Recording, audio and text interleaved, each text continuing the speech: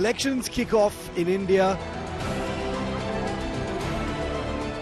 First phase of Lok Sabha poll on Friday.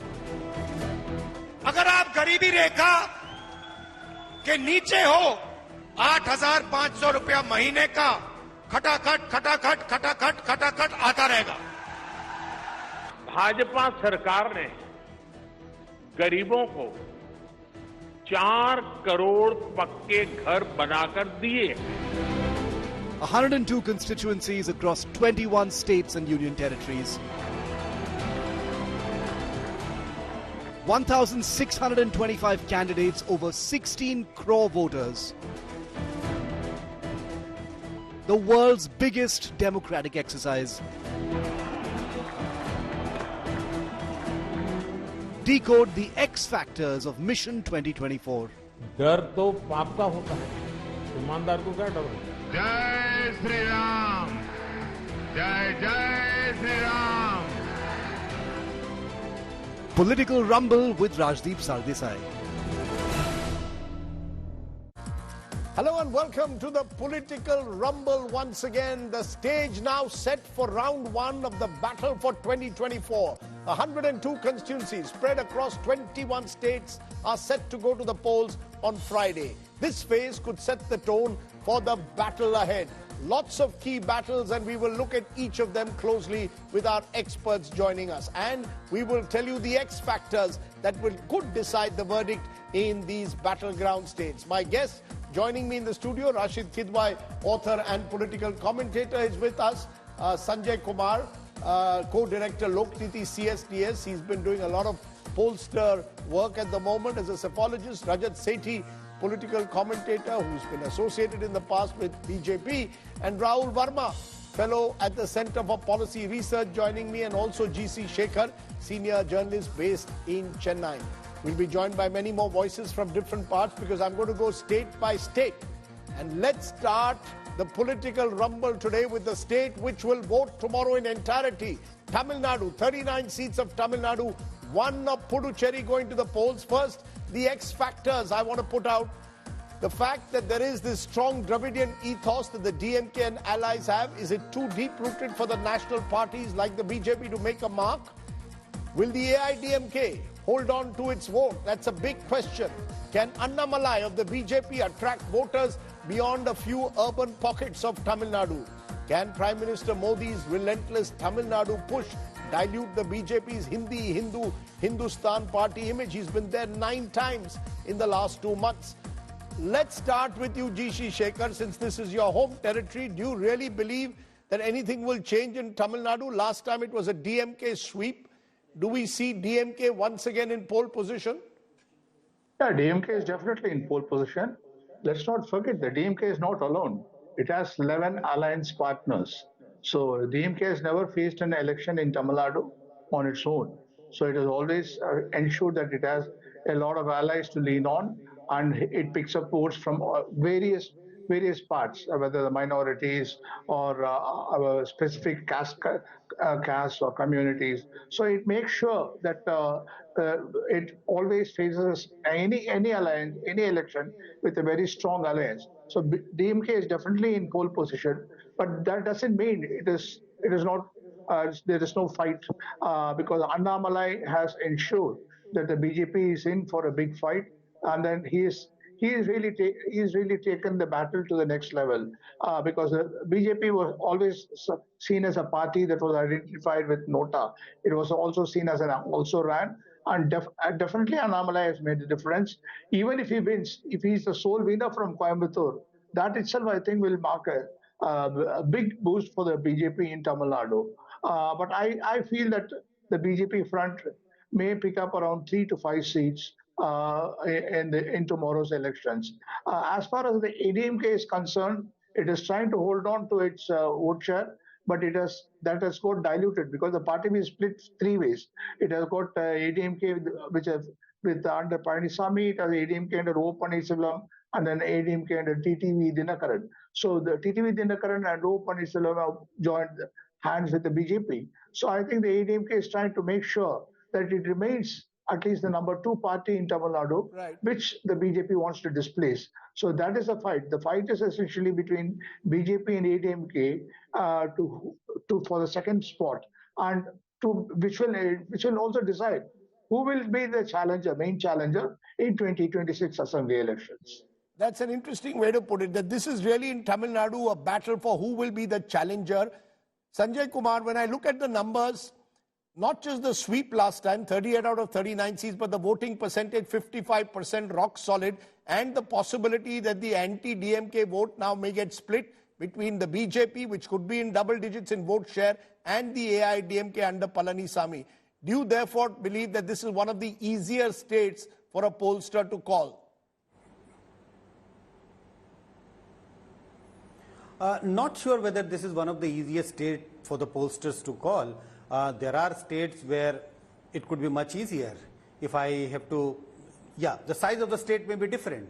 Say Himachal, Uttarakhand, Delhi, and there could be few other states much easier to take a call on. But I think Tamil Nadu, earlier it was much easier. Now it is going to be a three-way contest. I see BJP emerging as a third force along with its allies. So what the change in Tamil Nadu from 2019 to 2024 is that we have seen Tamil Nadu having a bipolar contest between the two alliances. On one side it is the DMK with its allies, and the other side it is the AIDMK. Now Tamil Nadu in 2024 is heading for a three-way contest. Let's see what comes out on the 4th of June. But I think at this moment it would be very, very difficult to make any guess about that. You're saying it'll be very difficult. Rajat Sethi, the general sense though one still gets, and I was in Tamil Nadu, is that the DMK is by far ahead of the others. The battle, as GC Shekhar pointed out, is really for vote share at the moment. You're facing a very broad alliance. Had the BJP tied up with the AIDMK, things could have been different. I agree, Rajdeep. I think what many pollsters have picked so far is that the DMK is, I mean, in your surveys also you said DMK is sweeping. I don't see DMK sweeping anymore. There has been considerable amount of anti-incumbency, and those were exposed towards the fag end of the campaign. I agree, both the BJP and AIDMK were separated, and they were trying to build on pressure against the DMK. But that real build-up happened towards the fag end of the campaign. Would it be enough to sort of pull out certain seats from the DMK's clean sweep that was projected? The answer is yes. So BJP is looking at least 2-3 seats strongly, and so is AIDMK. AIDMK also, especially in the Western Congo belt, we are seeing that AIDMK in the rural areas might upset DMK. Similarly, BJP is also looking to upset them in 3-4 very critical seats. So that in spite of the fact that the biggest advantage towards DMK is having those alliance partners in a seamless working, functioning pattern, you will see anti-incumbency fast building up. And Tamil Nadu is one state where the character of the voter is such that it changes very quickly. You don't see like consistent basis of any party, and that might happen this time, though it is still too late into the campaign that AIDMK pulled up its campaign. Even the BJP, when it could not get AIDMK on its side, though there was a lot of back channel discussions that the BJP and the ADMK should come together, that did not happen, and that is the sole reason why you will still see perhaps DMK getting around 29-30 seats and the rest going to either the BJP or the ADMK. You know, it's interesting because Rahul Verma, one of those seats is Coimbatore, and there's a lot of hype around Annamalai that, the BJP has finally found a face to take on the Dravidian parties. But even in Coimbatore, the AIDMK has a strong candidate, and the AIDMK has traditionally dominated Coimbatore, as have the left parties. So actually, Annamalai is facing a strong fight even in Coimbatore itself. Are we blowing up, hyping up the BJP factor a bit too much in Tamil Nadu, given the fact that it starts with around 4% of the vote? Their best case, it seems, is to get into double digits. Winning seats, maybe a Tirunelveli or one or two others, otherwise seem very difficult. That's right, Rajdeep. I think at this point, to be able to project any seat for BJP is a bit difficult. Think of it. I would like to make 3 points. Most surveys are basically projecting DMK alliance above 50% vote share, which means that this idea that there is anti-incumbency against DMK is slightly exaggerated. If they are crossing halfway mark, even if BJP and AIDMK would have allied, the contest could have become tougher. It wouldn't mean that BJP and AIDMK would have defeated DMK alliance easily. The second point is, I think BJP has been historically weak and very small party in Tamil Nadu. Given the kind of energy and efforts the Annamalai has put in state and PM has been consistently visiting state, I think BJP senses there is a possibility, and BJP is especially pushing in states where it thinks that the one player, be it AIDMK in Tamil Nadu or BRS in Telangana, will slowly erode, and BJP is going to gain from that. So in some ways, what BJP is looking at is consolidating its space in Tamil Nadu, get 15% vote share, and maybe in 2026 assembly election, they can become party number 2. I don't think BJP hopes to, in all calculation, become party number 2 in this election. And finally, yes, I think there is a lot of energy, and sometimes BJP is good at creating that energy and momentum and talks. But it always doesn't translate into seats. But even if they touched 15%, that would be a good start for them going forward. It may turn out like Kerala, where they had 10 to 15% now for a decade. It hasn't gone any further, or it can become like Bengal. Interesting. Which way will Tamil Nadu go for the BJP in the future? The Bengal way or the Kerala way? But Rashid Kidwai, for the Congress, at the moment, this is one state where they will hope to win potentially 9 seats. That's what they've been given by their allies. They won 8 out of 9 last time. Is your sense that this is one of the few examples where the India alliance has stuck together? Through good times and bad, at least in the last 5 years, Stalin has stuck together with Rahul Gandhi. In fact, he's one of the few leaders who openly projects Rahul Gandhi as a potential prime minister candidate. Yes, Rajdeep, and Rahul Gandhi's own popularity is very high. It surpasses of Narendra Modi. See, the alliances are very important in Tamil Nadu. You look at the Congress. Congress has tried twice, thrice to stand on its own when it was good time during Rajiv Gandhi time, during PV Narasimha Rao time. I remember when Tamil Manila Congress was formed and it had an alliance with Congress in 1969, 1996. Manishankar Iyer had told G.K. Mupnar, you know, how much is 0 plus 0? See, there is no silver medal in politics. You need to be, as Rahul was saying, 4%, and in order to win any kind of assembly, Lok Sabha election, you need 40% of vote share or something like that. So I think it's a very tall order for BJP. There is a lot of hype. I think the Congress recognized that alliances work, and alliances work very well in Tamil Nadu, and they have strengthened their bond with DMK. Let me give a final word to you, Mr. Shekhar, before you leave us. Is that hype? Is there been a lot of hype because the Prime Minister has gone there 9 times? Every time he goes, people wonder, is there the BJP rising in Tamil Nadu? Is it false dawn again? We've heard this before. It's not as if in the past the BJP hasn't tried to grow in Tamil Nadu. They've put up various local leaders in the past too. Do you go by the theory that this could be another false dawn? A quick answer? Well, I don't know. It could be the beginning of a new dawn. Let us also look at it that way, because the very fact that when you came to Tamil Nadu, the DMK leaders kept telling you that it's a fight between them and ADMK, and then the BJP was not in the picture. But today the DMK has taken out full-page advertisements here saying that do you want the BJP to rule again? So, and they've listed the various failures of the BJP. And again, Stalin keeps saying, even yesterday's meeting, Stalin said, it is not who you elect in this election, but who you should not elect. And that is the BJP. So Stalin himself acknowledges that the fight is between the DMK and BJP. And the Annamalai factor is there because Annamalai came out with a manifesto for Coimbatore. And what happened? Exactly 4 days later, the DMK came out with a manifesto for Coimbatore. And to take on Annamalai, the only joint meeting between Rahul Gandhi and Stalin had in Tamil Nadu was in Coimbatore. That is to neutralize Annamalai. So they are taking him seriously. They know that he is a challenger, that he is somebody who has struck a chord with the people. So they don't want to recognize it openly, but they want to combat it on the electoral field. Okay, I'm going to leave it there.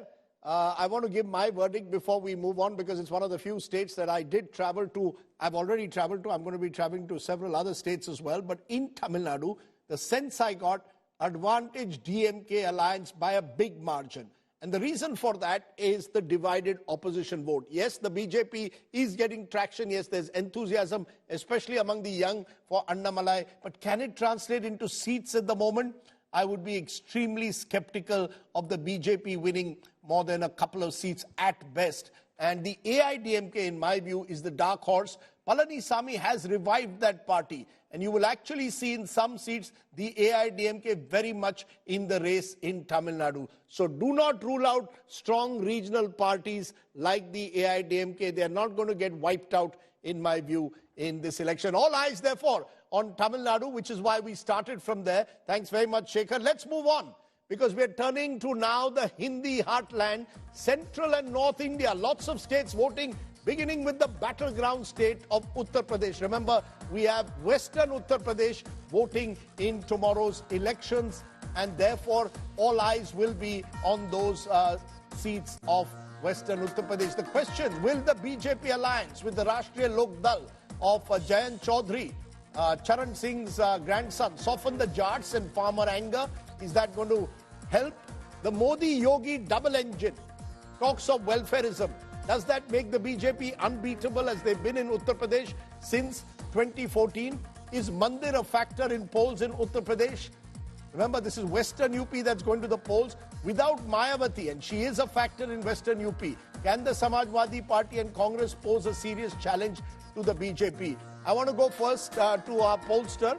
Let me start with you, Rahul Verma. How do you see it, this interplay between Jats, Dalits, Muslims in large parts of Western UP? So Rajdeep, I think the opposition alliance, the SP and Congress, would hope to give a tough fight to the BJP in this region, especially the 8 seats that are going to be for polls tomorrow. Saharanpur has serious, large Muslim population and Dalit population. And then in Muzaffarnagar, Kairana and other places, you have significant Jat population as well. So I think what BJP hopes, with RLD on its side, to consolidate its own traditional vote bank and soften the Jat anger and manage to pull some more seats. Last time they had lost a couple of seats. One of them would be Saharanpur. For opposition alliance, why this belt is important? Because once it gets momentum here, then it would be able to challenge the BJP's dominance in this state in next 6 to 7 phases. In UP, last time BJP had won 62 odd seats, and actually most surveys are putting BJP in 70 plus seats this time. And so if BJP's sort of juggernaut for 2024 has to get any sort of big dent, it can come from UP, where if the opposition alliance works well, they can actually take away 10 to 20 seats. Or if BJP actually works well, then BJP will be able to add 10 more seats to its kitty. And so that's where we are looking, whether BJP gains 10 to 15 seats or BJP loses 10 to 15 seats from its 2019 tally. But let's focus for a moment on Western UP. Sanjay Kumarji, last time round was Samajwadi Party and BSP were in alliance that helped them in pockets of Western UP. They are now fighting separately. Mayawati is seen to be virtually a B team according to some of the BJP. Does that make it more difficult for the UP ke ladke, Rahul Gandhi and Akhilesh Yadav, to really have a dent in this first round in Western UP? No, absolutely, Rajdeep. There is no doubt about that. If you look at the 8 seats of Western UP which goes to poll tomorrow, 5 were held by the BSP. And we should not forget that BSP had contested that election in alliance with Samajwadi Party. So there was a consolidation of anti-BJP votes in favor of Samajwadi Party and BSP, which resulted in BSP getting 5 seats. This time BSP and Samajwadi Party are separate. So a division of anti-BJP votes will certainly damage the prospects of India Alliance partner as well as BSP. Also, I do get a sense that BJP's vote share may be increasing by, even if it means by a couple of percentages, even in the Western UP, because now BJP is in alliance with the RLD. So I think BJP is on a very strong wicket in the Western UP as far as tomorrow's first phase of poll concerns. You know, Rashid Kidwai, what's the Mayawati story? I mean, there was this talk before the election that eventually Mayawati will join hands with the India Alliance. She's made it very clear, I have nothing to do with it. Is Mayawati a B team of the BJP? Is she deliberately putting up candidates from the same communities as SP and Congress simply to cut the vote? She has reduced herself in this election to a vote cutter. Yes, Rajdeep, I think Mayawati is the biggest insurance policy that BJP has in Uttar Pradesh because, her support base, her vote share remains intact, and that is not transferring to the opposition, and that's the biggest problem. There was very serious talk, and even as far as the Congress is concerned, they were even prepared to project her as a prime ministerial candidate, though there was no consensus in India Alliance, but she just were talks, but she was not willing. Okay, let me get you, Rajat Sethi, for a quick comment on UP, and then we'll move to the other states. Is UP where the BJP has put all its eggs in a way in terms of increasing its seats? There are 2 or 3 states they are looking at potentially, we are told, to increase seats to compensate for any losses they may suffer elsewhere. Odisha, Bengal in the east, and Uttar Pradesh in the heartland. From 62, do you see them realistically going up beyond 70? And is there a fear that the BJP perhaps is taking UP for granted? Well, I don't think BJP would ever take UP for granted. There was a reason why Rashtriya Lok Dal was approached, and that switch from the India Alliance to the NDA Alliance was made, because BJP is acutely aware that if you leave any stone unturned, it might cost you. And Western UP is typically the region which gives momentum, it gives the head start to BJP, because it's one region which is typically more polarized. Typically, you see that the Jat anger, which has been consistently there for some period of time, comes to the foray, and there is reverse polarization that happens, and that sort of sets the tone for the rest of the caste arithmetic to sort of trigger or get started from. This is the reason why Western UP is so critical and so pivotal to the plan of action, and I think this is where BJP's cold calculations would be in play. They understand that this is happening in the backdrop first time after the farm bills, etc., wherein from a Lok Sabha standpoint, this would be tested. So I think BJP would be doubly cautious, and they would want to at least ensure that RLD switch also benefits them, especially in reducing the anger of the Jats in the region, and sort of do a social engineering which edges them past the India Alliance over there. And another factor is in Rampur, you don't have Azam Khan, you don't have these regional satraps of the India Alliance who can rally and ensure that significant political push is given to that. Minus those big names, how would India Alliance push its own calculus in this part of the state? It's something to be seen. But Rajdeep, I think this is one point which I wanted to place is, what I'm seeing is that there is a rather muted start to the election happening tomorrow. I would have typically seen like much more bombastic claims from both the sides, the ruling party as well as the opposition. But this election cycle somehow appears to be a little more muted. Maybe it's good for the country at large, but what are your opinions on that? It's too hot, and it's a marathon. And I think parties are increasingly finding it difficult to sustain a 7-phase election that runs almost across 2 months. So some of them are keeping their resources for the last phases of the campaign. But either way, Uttar Pradesh, since Muzaffarnagar riots of 2012, the politics of this region has changed in the last 12 years, except for briefly in 2019, where the Mayawati Samajwadi Party combined seemed to create some disruption. BJP has dominated Western UP, and many would believe that they have a chance to do that again in this election as it stands. Let's turn, though, very quickly and give you our X factors to a few other states going to the polls tomorrow. Uttarakhand, 5 seats, all of which are going to the polls tomorrow.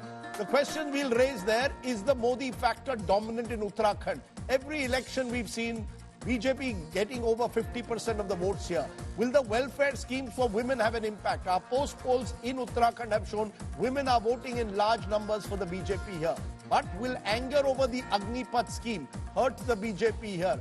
Are local corruption charges a factor? There has been local anti-incumbency. Will the BJP's ploy of bringing in fresh faces offset some of this local anti-incumbency? I want to turn from there to Rajasthan, another state which will be looked at very closely tomorrow because there are a dozen seats going to the polls in Rajasthan. Will factional feud hurt both the BJP and Congress? Both the major parties have factional feuds here. Rajput anger in Rajasthan, will it work against the BJP? Comments made by Union Minister Purushottam Rupala in Gujarat have angered Rajput Mahasabha, Kshatriya Mahasabhas in different parts of North India. Can Hanuman Beniwan, he won his seat last time, he's a Jat leader, Rashtriya Loktantrik Party, can he bring the Jat vote in Rajasthan to the India Alliance? There's a reluctance of top leaders to fight from the India Alliance, whether it's a Sachin Pilot, Ashok Gehlot, they're not fighting this election. Remember, they've just finished an assembly election there. Will that erode confidence in the Congress? X factors, Madhya Pradesh. Remember, Madhya Pradesh also is going to the polls, a part of it tomorrow, including Chhindwara, Kamal Nath's constituency. Has a big assembly win there made the BJP unassailable and the Congress demoralized? Remember, the BJP got a 3/4 victory in just not too long ago in the assembly elections. Leadership deficit in state Congress. Kamal Nath is out, but is Jitu Patwari good enough to take the party forward? A lot of defections from the Congress in the last few months. Will the alliance with the Samajwadi Party give the Congress an advantage in some pockets? These are just some of the X factors. Just very quickly, you're from Madhya Pradesh, Rashid Kidwai. Is it a done? Is this North and Central India where the Congress versus BJP direct fights in 2019, 2014 advantage BJP? Do you sense any change at all, any enthusiasm within the Congress? Many senior leaders are not even fighting in Rajasthan, and even in Madhya Pradesh, it's only the likes of Digvijay Singh who are putting their heart and soul in. Yes, I think this region is going to spring some surprise for the opposition because, Which one, Madhya Pradesh or Rajasthan? Both Madhya Pradesh and Rajasthan. There are about 15, 16 seats where there is a very fierce kind of contest. Local level cost combinations are there. There are a lot of, emotional appeal by the old guard, like Kamal Nath and Digvijay Singh and others. So a fight is on. If the BJP concedes 7, 8 seats from these two states, that will be a real surprise because last time around, only a single seat had gone to the opposition. Sanjay Kumar, would I be right in saying that the BJP can only go down in these two states? They won 25 out of 25 in Rajasthan, 28 out of 29 in Madhya Pradesh last time. Is there a sense that the BJP could lose, especially reports coming in from Rajasthan suggest that the BJP may not be able to sweep the state? Rajdeep, you're right. There is only a possibility of BJP going down compared to 2019 Lok Sabha election because BJP has won all the seats in Rajasthan. Possibly it cannot improve the tally. It can only go down. But my own sense is that BJP can lose a couple of seats here and there. But do I get a sense that there is some kind of a strong anti-BJP mood even in some regions of Rajasthan? I don't get that sense that there is a strong anti-BJP mood in Rajasthan or in some regions of Rajasthan. It is always possible for BJP to lose a couple of seats, maybe 1, 2, 3. But is that number going to be beyond 4? If it is beyond 4, then I would say, yes, it is kind of some anti-incumbency mood against the BJP. But I don't see BJP's tally going beyond 2 or 3 seats at the best in Rajasthan. Madhya Pradesh, almost the same situation. Yes, there are a couple of seats BJP might lose. But do I get a sense that there is a mood in favor of Congress or mood against BJP? No signs of that, at least from whatever studies which we are doing on the ground. Rahul Verma, are these the states, we mentioned Uttarakhand too, where the Modi factor is overwhelming? These are the states where Modi really pulls up the BJP. The BJP has changed as many as 112 sitting MPs across the country. So it almost seems as if the candidate across 543 seats in this country in this election is Narendra Modi. And in the north and central parts of the country, that seems to really pump up the BJP and diminish the opposition, especially the Congress, which is in direct fights with them in these states. Rajdeep, while there is no doubt that Prime Minister Modi acts as one of the biggest vote aggregators of our time, and he really pulls parties' vote share during a Lok Sabha election, I don't think BJP keeps winning and performs at this level just because of Prime Minister Modi in this area.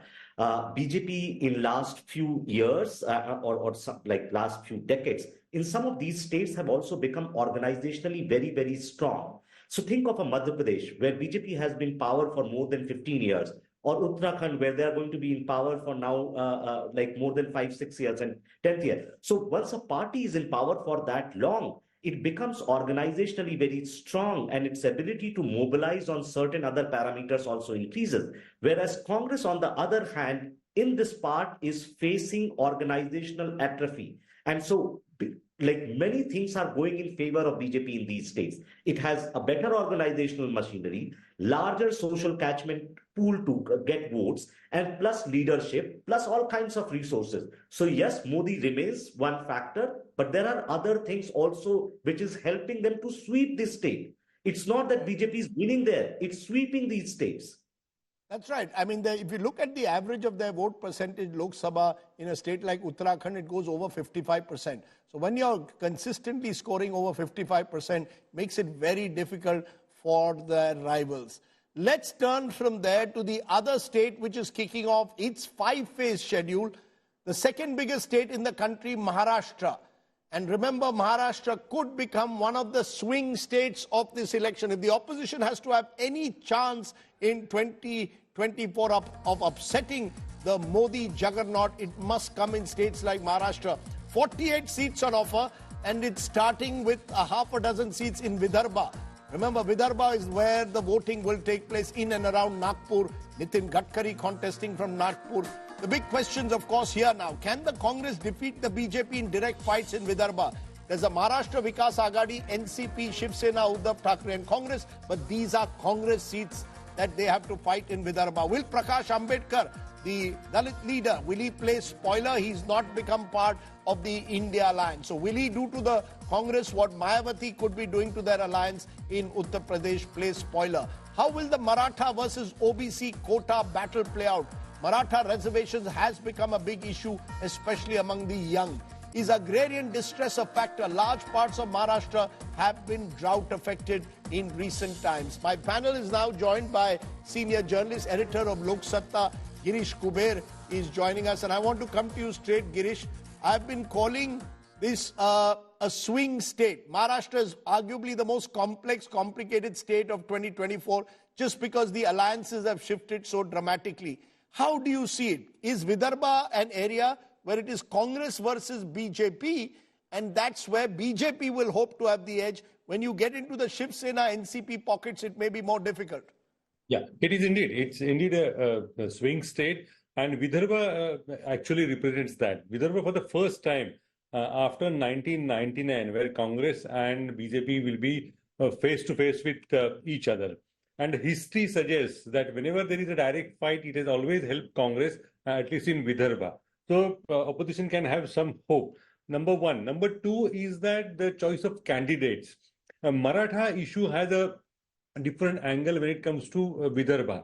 There are a caste called Kunbis, and part of it is OBC issue also. So everywhere it's known when Maratha reservation is promised, it is the OBC that will be suffering because of Maratha getting reservation. And that when it comes to legal issue, let me just explain that to our audiences. Vidarbha is an area where you have large percentage of Kunbis. Kunbis are farmer cultivators. They come within the OBC community.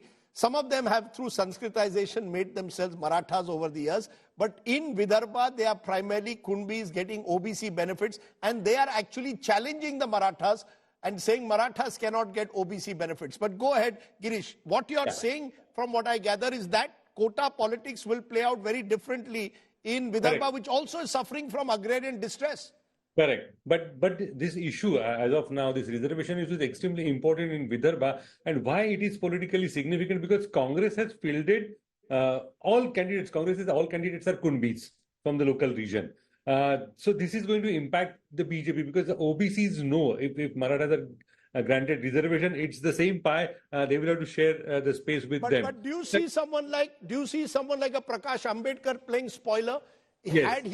Had he joined this alliance, they would have had a much better chance, wouldn't they have? Since there is a large Dalit population also in several constituencies of Vidarbha. That's the X factor as far as Maharashtra is concerned. But there is overall in Dalits, there is a clear-cut feeling now that Prakash Ambedkar, he always tries to play a spoiler. It's not he who is interested in getting elected, especially 2019. Half a dozen seats Congress lost because of Vanchit Bahujan Aghadi of Prakash Ambedkar. So Dalits, strategically, at least it looks, they have shifted away from Prakash Ambedkar, and he will not get the support what it was expected in the current election. And Prakash Ambedkar, it's known, last 2 decades he's always played the same game. I don't think he will be successful in this election. So out of 5, it looks like it will be 3-2, or last time Congress could get only 1. So or 3 each, both sides. So you're actually saying it's much more competitive this time in Maharashtra. Sanjay Kumar, that seems to be the state which could be a pollster's nightmare, because the alliances have shifted and it is really a seat-by-seat battle. One gets a sense in several parts of Maharashtra. Could we be seeing perhaps the toughest fight nationally in a state like Maharashtra? You're seeing fights in Andhra Pradesh, but they're local. Nationally, could Maharashtra and possibly Bengal be seeing the toughest fights of 2024? I fully agree, Rajdeep, that Maharashtra is a state which needs to be carefully watched. When I say carefully watched for what? Because it is going to be a direct contest between what we call the NDA alliance and the India alliance on the other hand. That interesting contest is also building up in West Bengal. Mamata Banerjee is holding on very strongly and BJP is challenging Mamata Banerjee's might. So I think these are the 2 states, one on the west and one on the east. There could be other state which we should wait for. Maybe Odisha is another state where it's an interesting challenge between, I think, in my opinion, it is BJP versus BJD. Congress is getting marginalized. But you're right, the 2 states, the most interesting battle coming up in the 2 states is Maharashtra and West Bengal.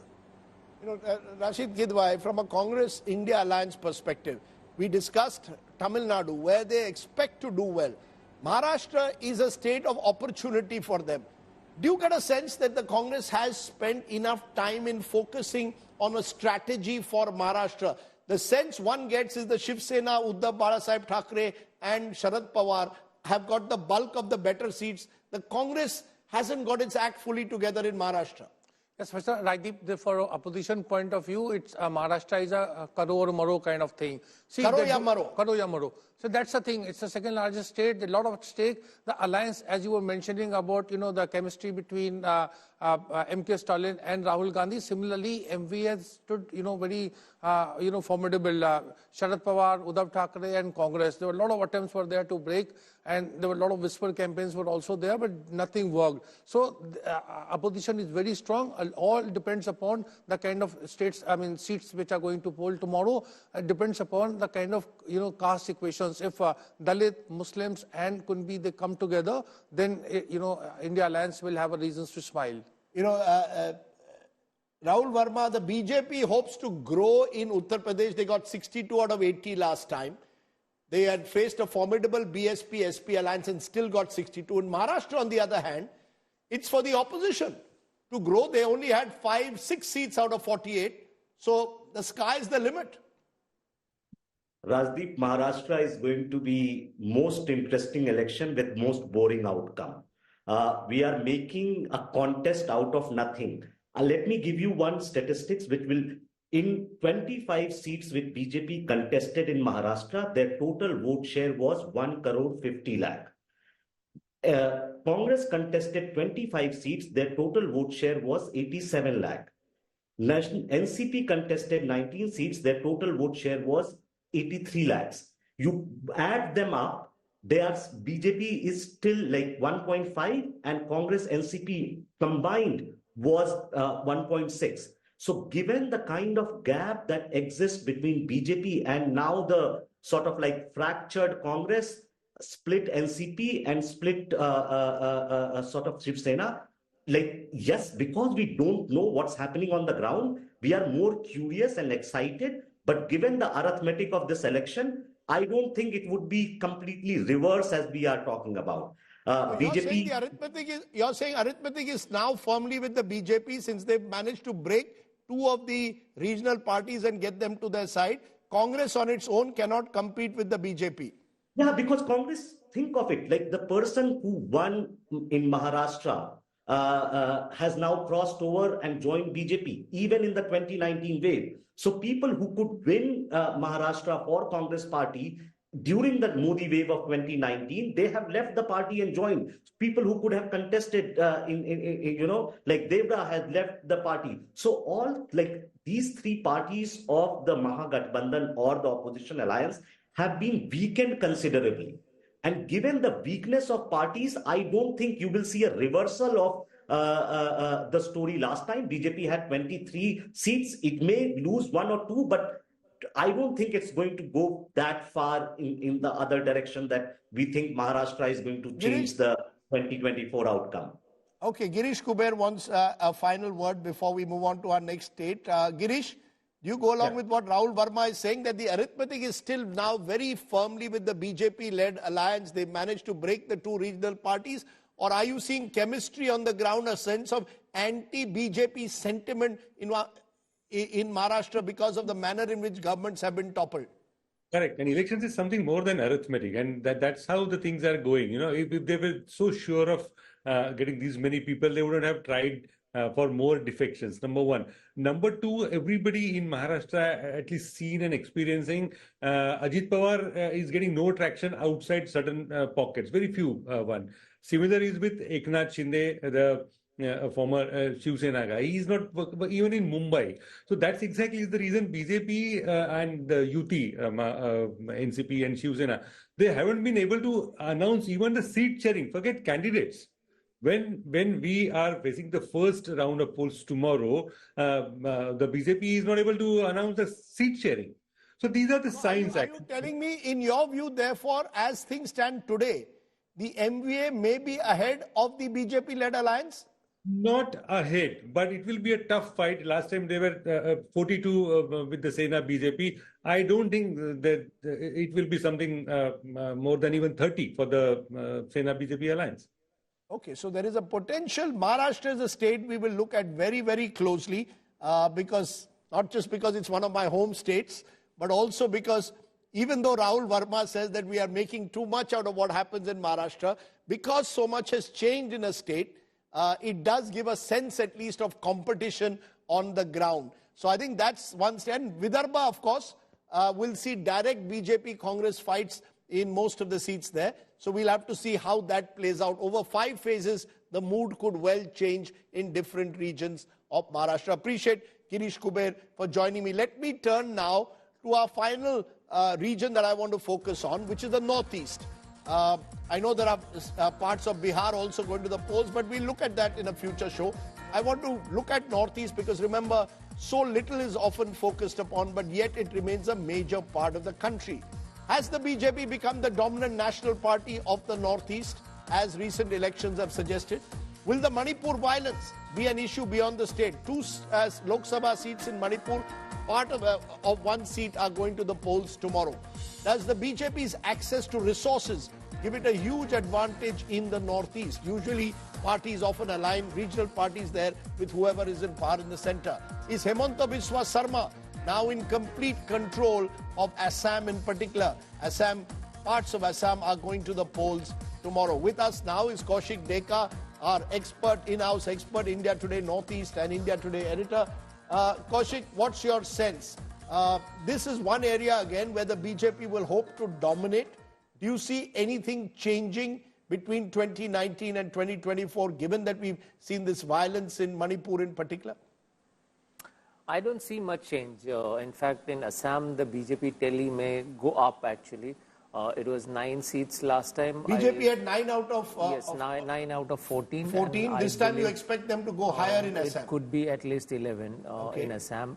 Manipur, 2 seats, it will be between the 2 candidates, basically not BJP and Congress, but whichever candidate in inner Manipur can actually sway the voters. Outer Manipur, it's a Naga-dominated area. Congress has fielded a strong candidate. NPF is contesting, not BJP, BJP ally. So it is 50-50 outer Manipur. But in Tripura, I think BJP has the edge. So overall, and if you talk about Meghalaya, it will be a contest between NPP versus Congress and TMC. It will be a triangular contest. I wanted to go back for a moment to Assam, the biggest state there. Yeah. Why is it that you believe that the BJP is going to do even better? Is it the way constituencies have got, has delimitation has taken place? Is it just that the opposition is very demoralized after recent defeats? Is it just Hemanta Biswa Sarma doing Sam, Dam, Dan, Bhed politics? What is it? All of that. Delimitation will definitely have an impact. Tomorrow there will be elections in 5 constituencies. All are in Upper Assam and middle of Assam, where the Muslim votes would not be much of a factor, actually would not be a factor. And delimitation has in fact helped the BJP and Hemanta Biswa Sarma. I can say this for sure that he controls not just BJP but all the political parties in Assam. He has network across the party, the way he manages elections. So it's you have to go and do a case study actually over there. So based on that, I can say for sure that these 5 seats are going BJP's way. Including Jorhat, where Gaurav Gogoi is contesting. Yes. You're saying Gaurav Gogoi could be potentially facing a big challenge there at the moment. But Rashid Kidwai, listening to Kaushik Deka, the Northeast at one time, Assam in particular, used to be a strong Congress bastion. This is one of the states that shifted, and it's an ex-congressman who's done that. I keep throwing this at friends that there are about 8 to 9 former congressmen who are chief ministers in the country today. And the decline of the Congress is seen in states like Assam, where Hemanta Biswa Sarma has taken over virtually the entire Congress organization and added his own image to it. Yes, Rajdeep, I think as far as opposition is concerned, the northeastern states they have a very sorry state of affairs. Barring a couple of seats, 3-4 seats, they don't fancy much chances themselves. But the politics of northeast has been very, very difficult, and it's driven by those who are calling shots in Delhi. That was the case when Congress was in power at the center stage. और तो ये होता है कि जिसके मतलब तो मेरे पैर में घुंघरू बांध ले फिर मेरी चाल देख ले, and that is what is happening there now. Okay, so you're saying the resources pumped in also by the center. And let's be fair, Prime Minister Modi has put a lot of effort and energy into his northeast politics, barring Manipur. Manipur, the Prime Minister has been missing in action. Rahul Verma, it's only 2 seats in Manipur, but politicians nationally forced even a vote of no confidence against the government in parliament. Nothing seems to have, though, affected the Prime Minister in terms of him going to Manipur, providing a healing touch there. And as Kaushik is pointing out, it's not going to have an impact on the rest of the Northeast. What does that say? So that's right. I think Kaushik, I completely agree with Kaushik. Maybe electorally, it may not have any impact. But what has happened in Manipur in terms of violence will have impact in the Northeast peace process for some time to come. I think some of the sort of like fractures that have emerged from Manipur suggest that the gains that Indian state or central government has made in making peace in Northeast may have got lost. And so we'll have to work further on that. It may not impact electorally. It's something like what's happening in rest of India, where people are showing economic anxiety. They are worried about jobs and corruption and all other things. But politically, they are still voting for the BJP. So same thing might be happening in Northeast. They saw violence, but perhaps the opposition is not in any better position to be able to solve some of the crises that has erupted in Manipur and in other parts of Northeast. In a sense, that's a sobering thought to end this episode of Political Rumble, Sanjay Kumarji, because out of these 102 seats, actually last time, the India alliance as it exists today had more of these seats than the NDA as it exists. It's about 48 to 45. So actually, in the first phase, if you look at the numbers, the India alliance is in a stronger wicket, mainly because of Tamil Nadu. But nothing seems to have changed. So your surveys of CSDA speak of inflation, speak of agrarian distress, speak of unemployment. And yet, when I look at the numbers, it seems as if not much seems to be changing in any state, barring possibly Maharashtra, in the last 5 years. Rajdeep, you're right. Despite people having anxieties about unemployment and price rise, We don't get a sense that much has changed during last 5 years when it comes to BJP's support base or Congress support base. BJP is not losing on the ground and Congress is also not gaining on the ground. So it seems that the twin issues of unemployment and price rise are not the guiding factor for shaping people's voting decision. There are other issues which seems to be shaping people's voting decision, and I think the Hindutva, the issue of Ram Mandir, Prime Minister Modi's image, and also how India's image in the world has gone up, how India has emerged stronger on the world map, as people visualize from the survey's point of view. I think these are the guiding principles, and that is why we don't see much changing on the ground when it comes to the support base of political parties or how people have shown intention for voting for different political parties in 2024. Let me therefore ask a final word to my dear friend Kaushik Deka, proud Assamese. Tomorrow, where are you voting? You, of course, is your vote in Guwahati, yes, or is your vote in Delhi? It's in Guwahati. I would never change my voting So are you going to go and vote or not? Yes, but not tomorrow. That's it's in the on second 26th, phase. Yeah. So you will go and vote in Guwahati in the second phase? Of course I will do. Okay. So remember, Kaushik Deka is not going to tell us who he's voting for, but at least he's committing that he will be there in Assam, which goes to polls over 2 phases.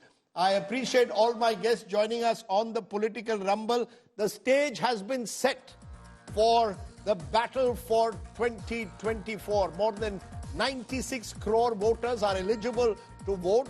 And at the end of the day, whichever part of the country you are in, especially if you're going to vote tomorrow, good luck. Go early. It's hot. So try and go as early as possible and cast your vote. It's your one chance, hopefully, to make a difference in whatever way you think fit. Thanks for watching. Stay well, stay safe. Namaskar. Jai Hind, Jai Samvidhan. Bye for now.